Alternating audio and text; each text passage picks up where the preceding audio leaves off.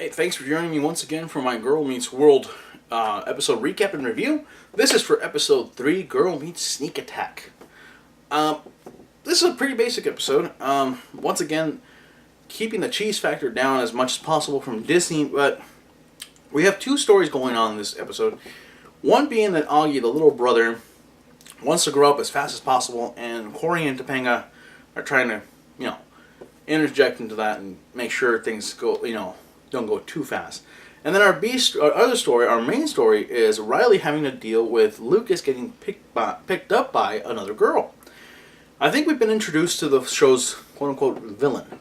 Now, Disney shows tend to have the villain, or female antagonist in the show is usually a preppy snob of a girl who dresses very well, is very well dressed, is very pretty, but typically a snob. Typically, they're also blonde, blue-eyed, pretty girls. In this case, we have a brunette with, regular eyes. Very pretty girl. But we do have the typical backstabbing personality involved. Now, the episode shows us that Cory's trying to teach a class, his history class, talking about the attack on Pearl Harbor, the sneak attack. And immediately real life kind of takes play into that when Lucas is asked out to the movies by this other girl. Missy. Thank God I remember that. And immediately Riley and Maya kind of try and take action. They're worried about Lucas now leaving their group. Riley really wants to go out with him, obviously. We've been going through this for the last 2 episodes. And, previous episode having them make a genuine connection outside of texting each other. Now we have a threat, a sneak attack coming in from a girl who knows for a fact that they're not dating. So that means that Lucas is open and free agent for her to pick up. The show progresses pretty much in the classic Boy Meets World manner. And what I like so far in this series is that they're keeping the spirit of the original series in there. I will say that it's still hard to look at Cory or Topanga and think parents. Now, I do believe both of them are parents in real life, but when you see those two together, you still see the little kids from high school. You still see the teenagers from college. You still see a very young couple in love, and it's hard to see them as adults. And one of the lines that is said in the show is Augie saying, Topanga tells Cory when they're trying to figure out why Augie wants to grow up so fast, she says, well, honey, he's pretending to be an adult. And Cory says, he can't be an adult, I'm not an adult. Which is exactly how I feel about it. And I can relate. I still look at myself and think wow, I'm a parent. When the hell did that happen? And the show keeps that spirit alive. It's still very relatable because when you watched the original Boy Meets World, Cory's parents already had a 16, 17-year-old son. They had a son who was getting ready to graduate high school in a year or so and go off to college. And then Cory was still a few years behind. So you already had these parents who were veteran parents raising Cory and his sister. Remember, he had a sister, and they kind of forgot about her for a while in the show.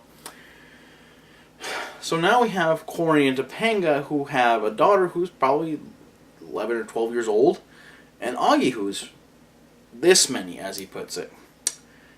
And it's hard to see them as parents, but at the same time, as a parent myself who has a very young child and very young daughters, it's still very, oh yeah, I can feel that. And I think on the point of view for the kids, it's relatable to see how the relationships are dealt with. You can like someone all you want. It doesn't mean they're yours. But at the same time, you have to have faith that person, if they're truly interested in you, they will do the right thing. And that's how the episode progresses. Like I said, I try and keep these spoiler-free as possible. But I will say that the ending was satisfying. The conclusion to that story was great. The Augie story was pretty funny. Worth the watch. I will say the 2 thumbs up to Topanga for being a very straightforward mom. And to Cory, once again, I like the way his character's progressing in the show. I like how he's interacting with the kids.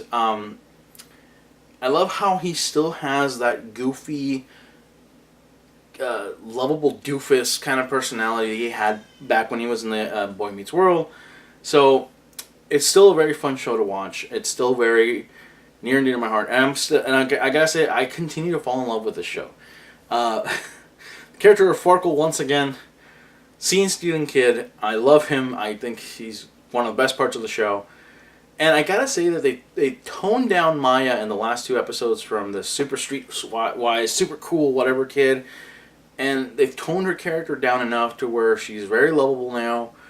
And she's, her story is getting your attention in a positive way versus the, oh, she's too cool for this kind of crap.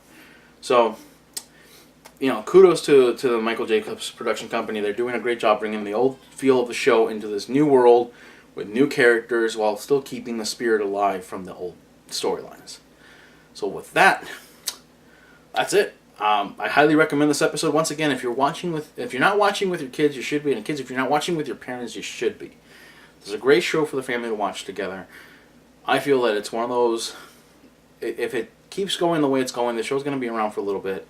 And I cross my fingers that it will be, because it's a great show to help you open up dialogue with your family. So with that, thank you for tuning in, and I'll catch you next week for the next episode. So this was the review for Girl Meets Sneak Attack. Hey, thank you for staying to the end of the review. Do that subscribe thing if you're new here. Do the like and share thing if you've already been here for a while. And let me know what you think. So far, I've been loving this show. Episode 3 is great. And I think it's going in the right pace, at the right mode. And the cheese factor, as I said before, has been toned. It's staying steady, and it's staying true to the original. So let me know what you think. Let me know if you're going to watch the show, if you haven't watched it, if this helps you want to watch it, and if you want me to keep doing this, or you feel like it's just pointless, it's a kid's show, you shouldn't even bother. But until next time, thanks for tuning in, and thanks for watching, and let me know what you think in the comment section. But until next time, from the bottom of my heart, take care.